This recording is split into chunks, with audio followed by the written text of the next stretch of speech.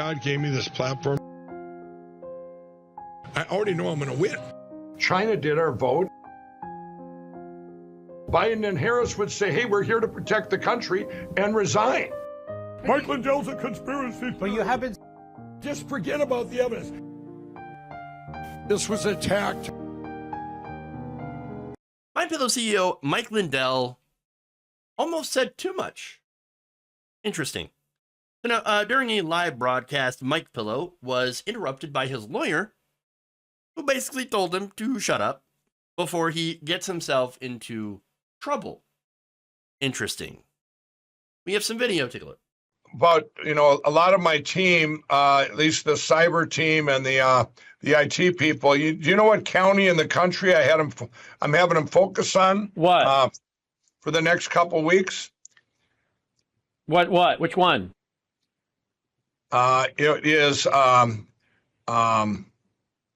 just to hold on a second. Go talk there. I'm gonna see if I'm getting advice from my attorney here, not to. Oops. Okay. So, what was Mike Pillow wanting to talk about before he was so rudely interrupted by his attorney? Telling him, shut up, Mike. Shut up.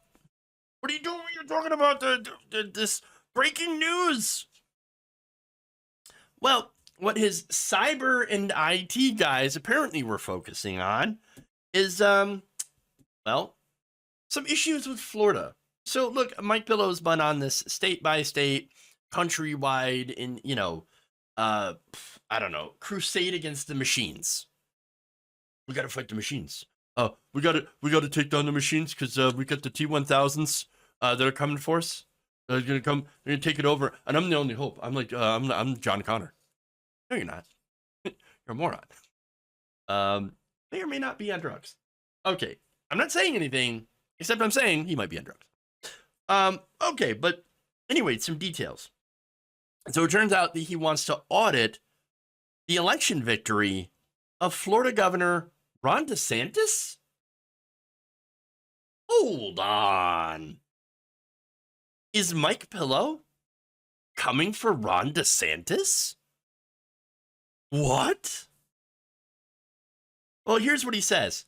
He claimed that there were voting anomalies in Dade County, where a majority of Hispanic voters voted conservatives. He says, quote, "For me, I look at deviations, everybody. That's a deviation. I don't believe it."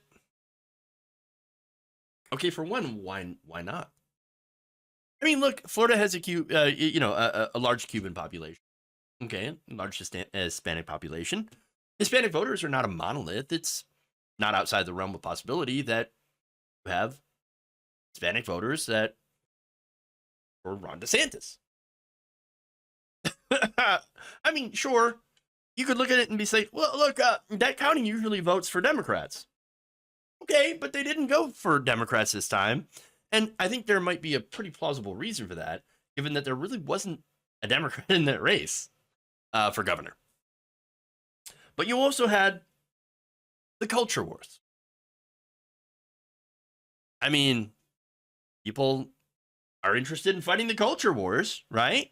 And so you had this culture warrior, Ron DeSantis, going after Disney and going after the woke, doing all this stuff, versus a Republican light, milquetoast Charlie Crist, who used to be a Republican, whose entire campaign strategy is, look at what a monster this guy is. Well, yeah, of course he's monstrous. But I don't know, maybe make a case. I know. Again, Crist is a former Republican governor, and two-time loser.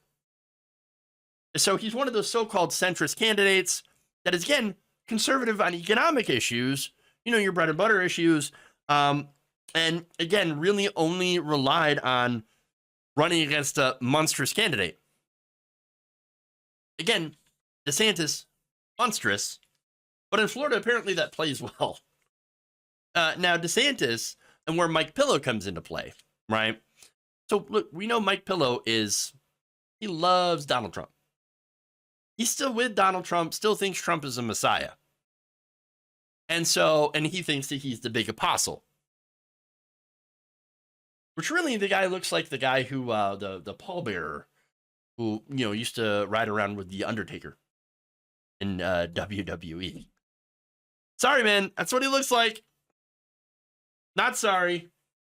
But DeSantis, considered to be a leading opponent against Donald Trump, and suddenly Mike Pence says, oh, look, I think there might be some voter fraud here. I got some questions. To which his lawyer's like, shut up. What are you doing? Not only are you getting in trouble with Dominion, but also you're going to get in trouble with DeSantis. This could be a problem. Now, those of you who might be wondering, wait. Generally, it used to be Republicans would only use the voter fraud narrative against Democrats. No. You think they weren't going to start using that against each other? And not just the crazy Laura Loomers or Laura Logans of the world? I mean, look, not in today's Republican Party.